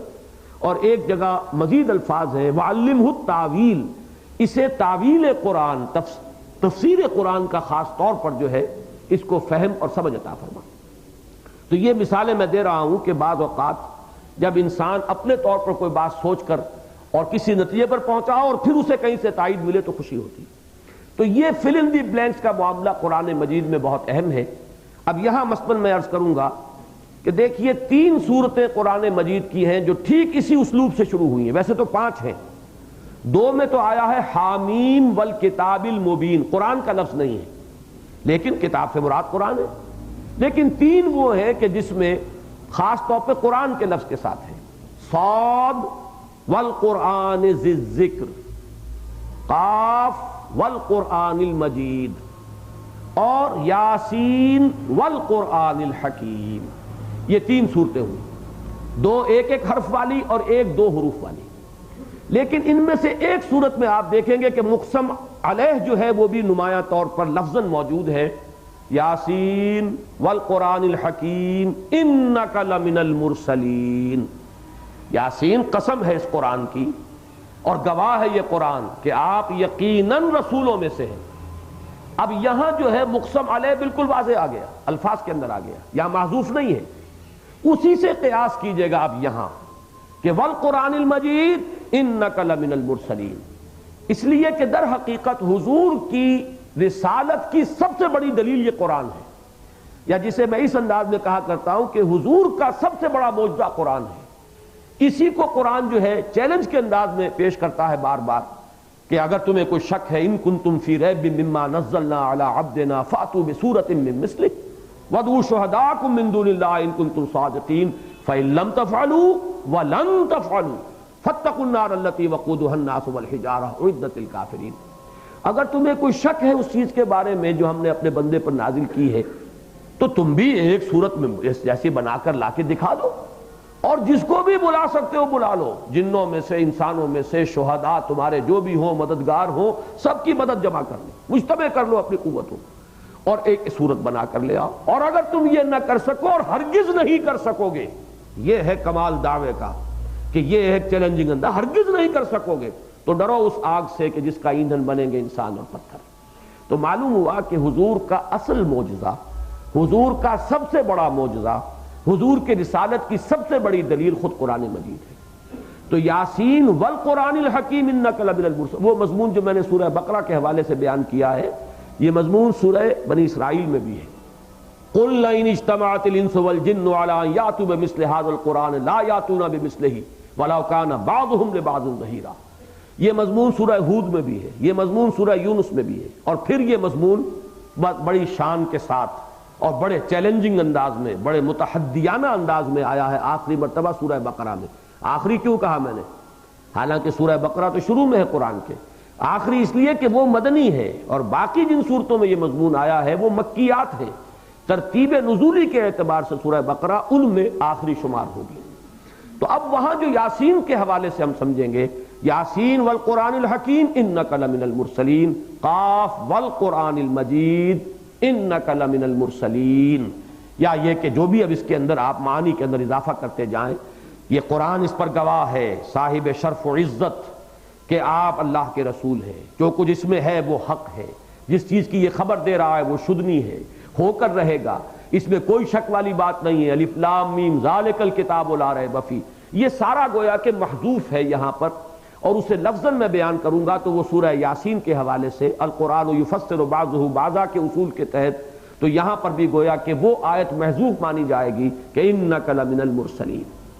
قاف والقرآن المجید بل عجبوا ان جاءهم منذر منهم فقال الکافرون ھذا شیء عجیب، بلکہ وہ اس تعجب میں مبتلا ہو گئے ہیں، تعجب کر رہے ہیں کہ آیا ان کے پاس ایک خبردار کرنے والا، جاءہم منذرن، منذرن انذار سے بنا ہے، اسلام سے مسلم، مسلمن، ایمان سے مومنن، انذار سے منذرن، یہ اس میں فاعل ہے، اور صفت مشبہ کے طور پر یہ لفظ آتا ہے نذیر، قرآن مجید میں دونوں شکلوں میں آیا، منذر بھی اور نذیر بھی۔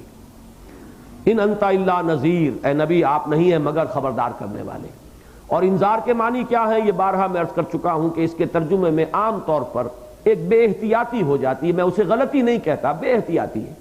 عام طور پہ ترجمہ کر دیا گیا ہے ڈرانے والا، انذر ڈراؤ، یہ لفظ مناسب نہیں ہے، بلکہ خبردار کرنا۔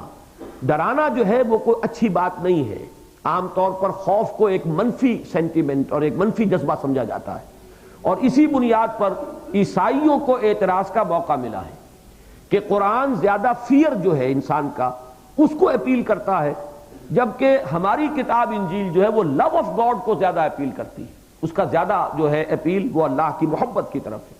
تو یہ کہنے کا انہیں کیوں موقع ملا کہ قرآن میں خوف بھی ہے، اس کا بھی ترجمہ ڈر، انذار ہے اس کا بھی ڈر، تقوی ہے اس کا بھی ڈر، حالانکہ یہ تینوں الفاظ بالکل مختلف ہیں۔ خوف کا تخویف کے معنی ہوں گے ڈرانا، ذالکم الشیطان یخوف اولیاء، یہ شیطان ہے جو تمہیں ڈراتا ہے اپنے دوستوں سے، یا ڈراتا ہے اپنے دوستوں کو، تو تخویف کا لفظ قرآن میں موجود ہے۔ انذار کے معنی ڈرانا نہیں، خبردار کرنا، جس کی مثال بہترین وہ ہے کہ ایک شخص چلا جا رہا ہے سڑک پر، اور وہ اندھا ہے بیچارہ، وہ نہیں دیکھ رہا کہ سڑک جو ہے کھدی ہوئی ہے، اندر وہ جائے گا گرے گا، اس کی ہڈی پسلی ٹوٹے گی، تو آپ دور سے اسے پکار کر کہتے ہیں دیکھنا بھائی بچنا، آگے کھائی ہے۔ اب یہ ڈرانا نہیں ہے، ڈرایا تو جاتا کسی خوفناک شے سے، یہ خوفناک چیز نہیں ہے، بلکہ ایک چیز کے جس کا کہ کوئی انسان جس سے دوچار ہو سکتا ہے نقصان دہ شے، اس کے لیے اس سے باخبر کر دینا۔ تو خبردار کرنا فارسی میں کہیں گے، باخبر کرنا ہم اردو میں کہہ دیں گے، اور انگریزی میں اس کے لیے بہترین لفظ ہے وارن، وارنر، منذر، خبردار کر دینے والا۔ جس راستے پر تم جا رہے ہو، جو تمہارے لچھن ہے، جو تمہاری سیرت و کردار کا رنگ ہے، تو بہت برے انجام سے دوچار ہوگے، جہنم میں تمہیں جھونک دیا جائے گا۔ اب یہ در حقیقت تخویف نہیں ہے بلکہ انذار ہے۔ اسی طرح تقویٰ کے معنی ڈر نہیں ہے، بلکہ تقویٰ کے معنی بچنا، متقی بچنے والا، بچ بچ کر چلنا۔ آدمی جیسے کہ حضرت ابی ابن کعب ہی سے منقول ہے کہ حضرت عمر کی مجلس شورا میں ایک مرتبہ یہ بحث چل گئی کہ متقی کے کیا معنی ہے، تقویٰ کہتے کسے، رضی اللہ تعالی عنہ۔ تو سب لوگوں نے اپنی اپنی رائے کا اظہار کیا، یہ خاموش تھے حضرت ابی ابن کعب رضی اللہ تعالی عنہ۔ حضرت عمر نے خاص طور پر ان سے یہ فرمائش کی کہ آپ کچھ فرمائیے، تو انہوں نے بہترین تشریح کی ہے جس پر سب کا اتفاق ہو گیا کہ بہترین تعبیر یہی ہے۔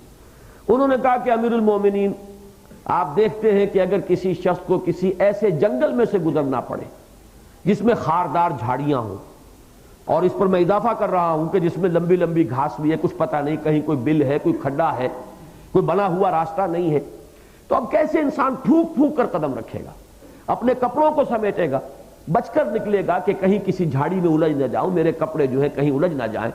تو یہ روش جو ہے بچ بچ کر چلنے کی، احتیاط کے ساتھ چلنے کی، یہ روش تقویٰ ہے۔ تو یہ دنیا جس میں ہم اس وقت زندگی بسر کر رہے ہیں، اس میں ہر چہار طرف جھاڑیاں ہیں، کانٹوں بھری جھاڑیاں، گناہ کی دعوت ہے، معصیت کے لیے تحریکیں موجود ہیں، طرح طرح کی ٹیمپٹیشنز ہیں غلط کاموں کے لیے۔ اب ان جھاڑیوں سے بچ کر نکل جانا، صراط مستقیم پر گامزن رہنا، یہ تقویٰ کی روش ہے۔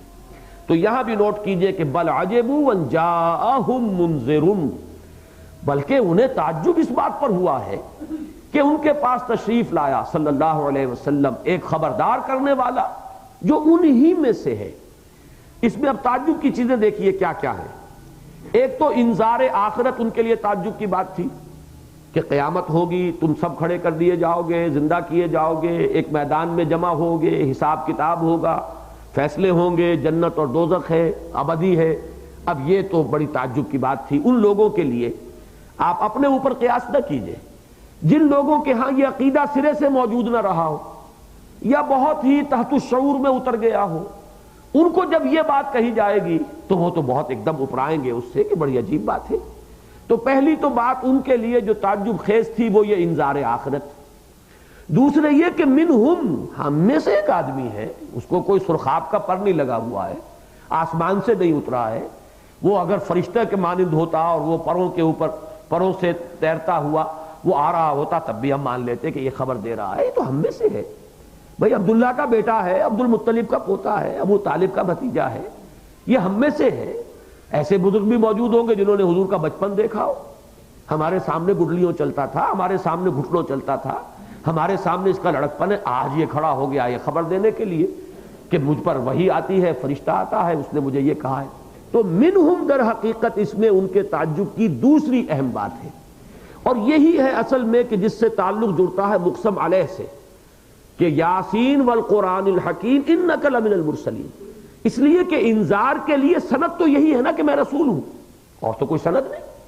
در حقیقت جو بات بھی حضور فرما رہے ہیں، قرآن میں جو کچھ کہا گیا ہے، اس کے لیے سند کیا ہے؟ اس کے لیے اصل دلیل، عقلی دلیل ہو، فطرت کی دلیل ہو، یہ سب ثانوی چیزیں ہیں۔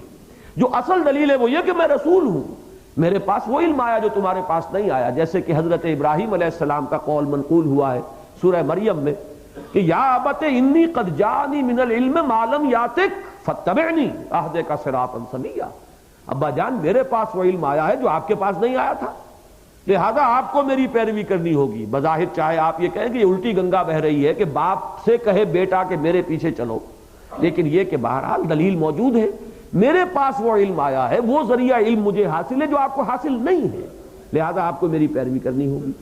تو اصل میں چونکہ اس سب کے لیے جو واقعی اور حقیقی دلیل ہے وہ ہے رسالت، اس کے لیے دلیل ہے قرآن مجید۔ تو یہاں اب اس کا تعلق جڑ گیا کہ بل عجبوا ان جاءہم منذر منہم فقال الکافرون ھذا شیء عجیب، تو کہا ان کافروں نے، منکروں نے، کفر کے لفظی معنی ہے کسی شے کو چھپا لینا، اسی لیے یہ شکر کے مقابلے کا لفظ ہے اصلاً، اس لیے کہ شکر کسے کہتے ہیں؟ آپ کے ساتھ کوئی احسان کرے تو آپ کے دل کے اندر سے ایک جذبہ تشکر، احسان مندی کے جذبات ابھرتے ہیں اگر فطرت مسخ نہیں ہوئی۔ اگر کسی نے اس کو ظاہر کر دیا تو آپ کہیں گے کہ یہ شخص بڑا شکور ہے، شکر گزار ہے، احسان مند ہے، اور اس نے اس کو چھپا لیا، ظاہر نہیں کیا، احسان نہیں مانا، تو اسے ہم کیا کہتے ہیں کہ وہ کفور ہے، ناشکرا ہے۔ اسی سے لفظ ہمارے ہاں کفران نعمت مستعمل ہے کہ کسی نے انعام کیا، کسی نے نعمت عطا کی، اس کا شکریہ ادا کرنا چاہیے تھا، نہیں کیا ہے تو یہ کفران نعمت ہے۔ تو کفر اصل میں شکر کے لفظ کا مقابلے کا لفظ ہے۔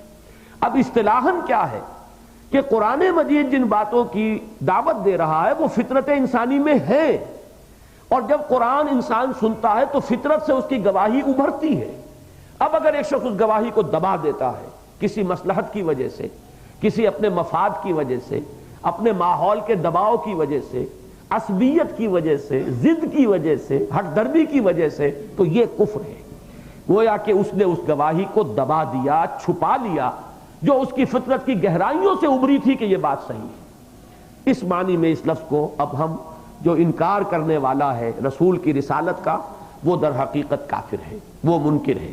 اگرچہ آگے اس سے بڑھ جائے گا، رسول کو مانتا ہو، رسول کو خاتم النبیین نہ مانے تب بھی کافر ہوگا، رسول کو مانتا ہو آخرت کو نہ مانے تب بھی کافر ہوگا، رسول کو مانتا ہو اللہ کو مانے لیکن علی کل شیء قدیر نہیں مانتا، اس کی صفت کا انکار کرتا تب بھی کافر ہو جائے گا۔ اب یہ اس کی بحثیں ہیں پھر آگے، لیکن اصلاً یہ لفظ کہاں سے چلا ہے اس کو جان لینا چاہیے کہ کفر اصل میں شکر کے لفظ کے بالمقابل ہے، یہ اس کی ضد ہے۔ جیسے وہ احسان مندی کا جذبہ اندر سے ابھرتا ہے اور ایک ناشکرا انسان اسے دبا دیتا ہے، ایسے ہی قرآن کے مضامین پر ایک فطرت میں سے گواہی اندر سے ابھرتی ہے کہ یہ صحیح ہے۔ اب ایک انسان اگر اسے دبا دیتا ہے اور انکار کرتا ہے تو یہ کفر ہے۔ فقال الکافرون ھذا شیء عجیب، تو کہا ان کافروں نے کہ یہ تو بڑی عجیب بات ہے، بہت ہی ناقابل فہم، بہت ہی بعید از قیاس۔ اب وہ کیا بعید از قیاس ہے اس کو اگلی آیت پڑھ لیجئے تو پھر میں اس کی ایک نظیر آپ کو قرآن میں دکھاؤں گا۔ اَإِذَا مِتْنَا وَكُنَّا تُرَابًا ذَلِكَ رَجْعٌ بَعِيدٌ، کیا جب ہم مر جائیں گے، اب یہاں پہ صیغے استعمال ہو رہے ہیں ماضی کے، متنا ہم مر گئے، وَكُنَّا تُرَابًا اور ہم ہو گئے مٹی۔ اگرچہ یہ مستقبل کی بات ہے لیکن قرآن مجید میں اور عربی زبان میں یہ اسلوب ہے کہ اگر کوئی شے بالکل قطعی اور حتمی ہو تو وہ بھی ماضی کے صیغے میں آتی ہے، اسی لیے آخرت کے احوال قرآن مجید میں ماضی کے صیغے میں آتے ہیں۔ اسی میں آئے گا اُزْلِفَتِ الْجَنَّةُ لِلْمُتَّقِينَ، لے آئی گئی جنت متقین کے قریب تیار کر کے۔ وہ ایسا حتمی اور یقینی واقعہ ہے کہ ہونا ہے، شدنی ہے۔ تو جیسے فعل ماضی یقینی ہوتا، جو ہو چکا اس میں تو شک نہیں نا، مستقبل میں شک ہوگا، وہ جائے گا، پتہ نہیں جائے گا کہ نہیں جائے گا، لیکن وہ گیا، وہ تو گیا، اس کے اندر کوئی شک نہیں۔ تو ماضی میں جس طریقے سے قطعیت ہوتی ہے اسی طریقے سے جہاں قطعیت ہو وہاں ماضی کا استعمال ہو جاتا ہے، یہ گویا کہ اس کا کنورس یوز ہے۔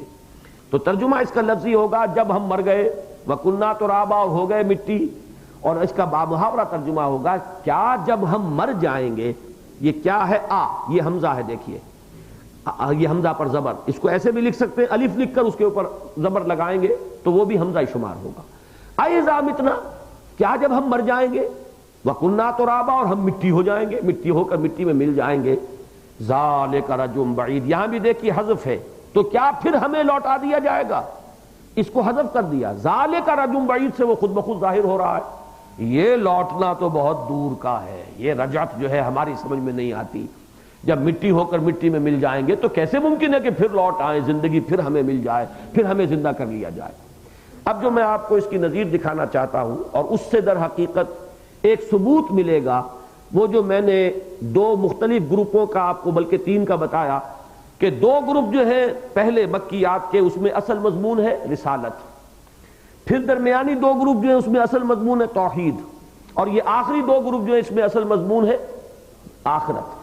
اب اس کو دیکھیے سورہ صاد، آپ کے پاس قرآن مجید نہیں ہے، بہرحال اس کا تو اب مجبوری ہے، میں پڑھ کر سنا رہا ہوں، چونکہ اسلوب کے اعتبار سے اس قاف اور صاد میں بڑی مناسبت ہے۔ سورہ صاد ہے یہ، قاف والقرآن المجید، صاد والقرآن ذی الذکر، بل الذین کفروا، تیسری آیت دوسری وہاں بھی بل سے شروع ہوئی، بل الذین کفروا فی عزت وشقاق، کم اہلکنا من قبلہم من قرن فنادوا ولات حین مناص وعجبوا ان جاءہم منذر منہم وقال الکافرون ھذا ساحر کذاب اجعل الآلہۃ الہا واحدا ان ھذا لشیء عجاب۔ اب یہ عجیب کے لفظ پر یہ آیت ختم ہوئی تھی، اور یہ سلسلہ جو ہے جو آیات کا میں نے آپ کو پڑھ کر سنایا یہ بل سے شروع ہو کر اور عجاب پر ختم ہوا ہے۔ لیکن یہاں تعجب کی بات کون سی تھی؟ اجعل الآلہۃ الہا واحدا، عجیب بات ہے، کیا اس شخص نے سارے معبود ختم کر کے بس ایک بنا دیا؟ یہ ان کے اس مشرکانہ ماحول میں جہاں 360 بت رکھے ہوئے تھے، جہاں نہ معلوم اور بھی مختلف وادیوں کے اندر استھان بنے ہوئے تھے، اتنے آلہہ تھے بے شمار، اجعل الآلہۃ الہا واحدا، کیا اس شخص نے تمام معبودوں کو بس ایک معبود میں گم کر دیا، ایک ہی بنا دیا، باقی سب غائب؟ تو ھذا ان ھذا لشیء عجاب، یہ چیز تو بڑی ہی تعجب کے قابل ہے، بڑی ہی ناقابل یقین ہے۔ اب یہاں تعجب کس بات پر کیا جا رہا ہے؟ توحید پر، اس لیے کہ یہ صورتیں جو ہے یہ ان گروپس کے اندر ہے سورہ صاد کہ جس کا اصل مضمون مرکزی کیا ہے؟ توحید ہے۔ یہاں کس چیز پر تعجب ہے؟ اَإِذَا مِتْنَا وَكُنَّا تُرَابًا ذَلِكَ رَجْعٌ بَعِيدٌ، کیا جب ہم مر جائیں گے اور ہم مٹی ہو کر مٹی میں مل جائیں گے تو یہ تو بہت دور کی بات معلوم ہوتی ہے، دور کی کوڑی لایا ہے، یہ نہ معلوم کتنی دور کی سوجی ہے۔ یعنی ان کے الفاظ میں اگر جذبات کی تعبیر کریں، بہرحال وہ الفاظ پھر بھی زبان پر آ گئے تھے، روک لیتا ہوں کہ حضور کے ذکر میں وہ ان الفاظ کا لانا بھی نامناسب ہے کہ جس انداز میں اس وقت یہ الفاظ کہے جا رہے تھے، لیکن قیاس کر لیجئے کس کس انداز میں انہوں نے کہا۔ ابھی ہم نے وہ آیت پڑھی ساحر کذاب، انہوں نے کہا کہ جھوٹا ہے، جادوگر ہے، اس نے تمام معبودوں کو ختم کر کے بس ایک معبود میں، این دفتر بے معنی غرق میں نابولا، تو سارے معبودوں کو ایک معبود میں گم کر دیا۔ یہ تو بڑے تعجب کی بات ہے۔ یہاں ان کا تعجب جو ہے یہ بعث بعد الموت پر ہے، معاد پر ہے۔ اب اس کا جو جواب دیا جا رہا ہے، قد علمنا ما تنقص الارض منہم، ہم خوب جانتے ہیں جو کچھ کہ کم کرے گی یا کرتی ہے زمین ان میں سے۔ تنقص، نقص ینقص، یہ فعل مضارع ہے، فعل مضارع میں حال بھی ہے، مستقبل بھی عربی میں، تو اس کا دونوں ترجمے ہوں گے۔ ہم خوب جانتے ہیں، قد علمنا، خوب کا اضافہ کیوں ہوا؟ قد آ گیا یہاں۔ علمنا مجرد ہوتا تو ہم جانتے ہیں، ہمارے علم میں ہے، ہمیں معلوم ہے۔ قد کے اندر پھر تاکید ہے، قد علمنا، ہمیں خوب معلوم ہے، ہم خوب جانتے ہیں، ما تنقص الارض منہم، کہ کیا چیز کم کرے گی زمین ان میں سے، یا کیا کم کرتی ہے زمین ان میں سے۔ یعنی جب تم مردے کو دفن کر دیتے ہو تو یقین زمین جو ہے یقیناً کھاتی ہے اسے، اس کو مٹی بناتی ہے، لیکن اس میں وہ جو اس کا جسد ظاہری ہے وہ تحلیل ہو رہا ہے۔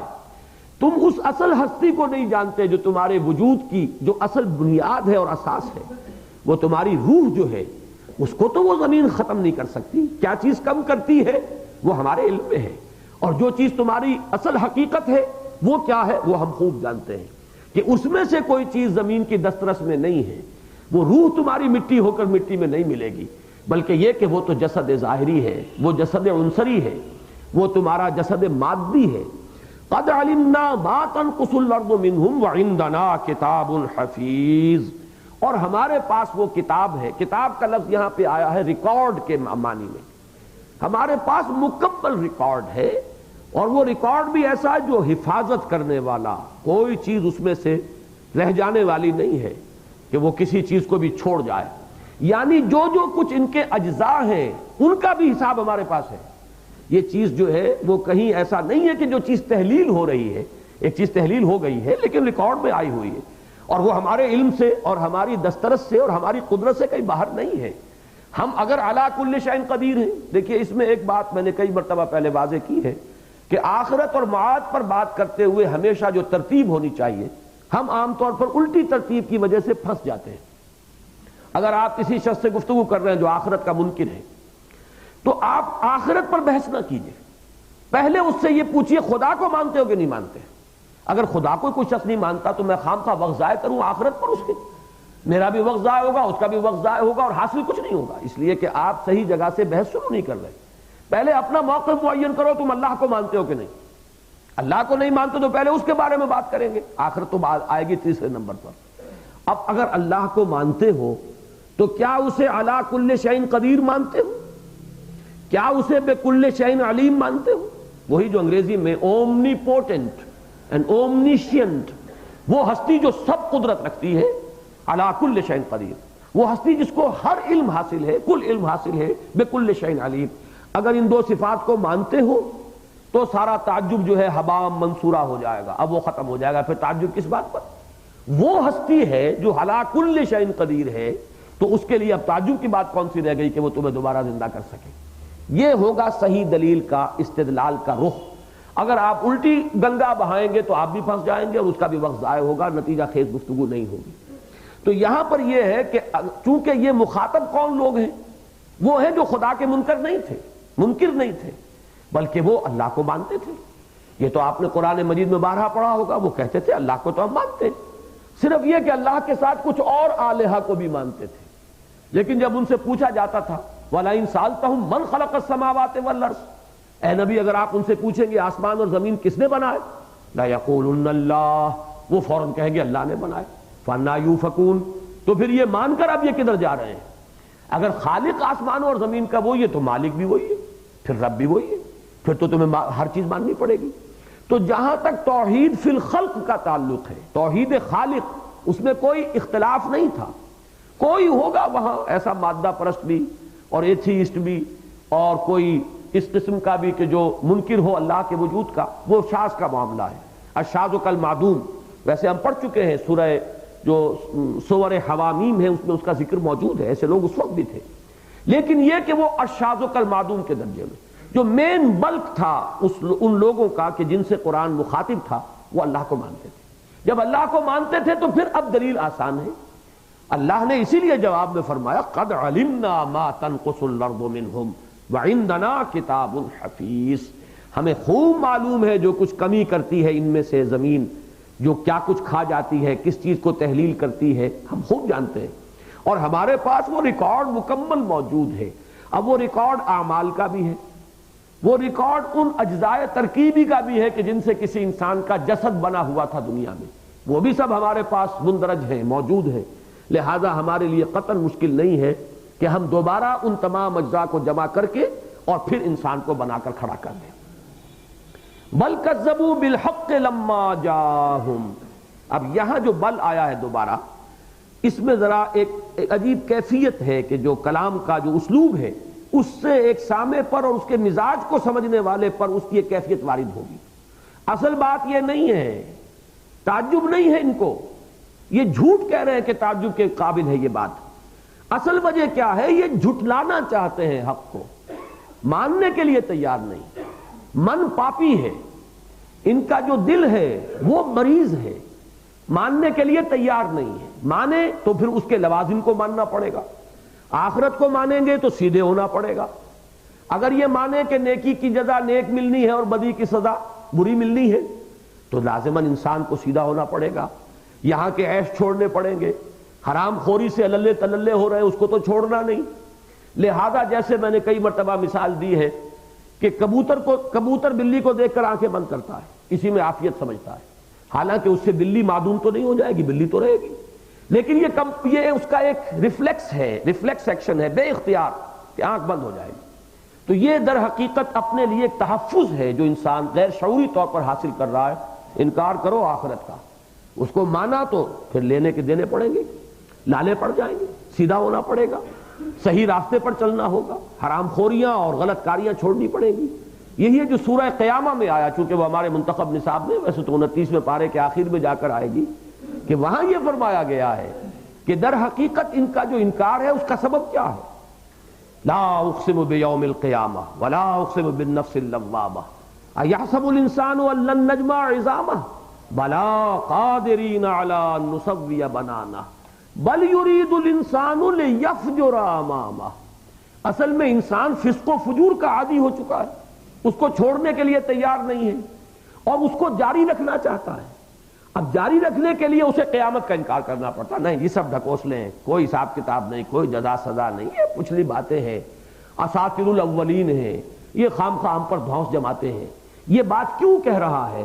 بل کذبوا بالحق لما جاءہم، در حقیقت تکذیب کی ہے انہوں نے حق کی۔ اب یہاں بھی یہ نوٹ کر لیجئے، کفر کے لفظ کی میں وضاحت کر چکا ہوں، تکذیب اصل میں اس سے اگلا درجہ ہے۔ دیکھیے ایک بات آپ نے کسی سے کہی، اس کے دل نے گواہی دی کہ صحیح ہے، کسی وجہ سے وہ ماننا نہیں چاہتا تو اس نے اس گواہی کو چھپایا، یہ کفر ہے۔ اب اس نے کہا تم جھوٹ کہتے ہو، یہ اگلا قدم ہے، یہ گویا کہ اب جارحانہ انداز ہے۔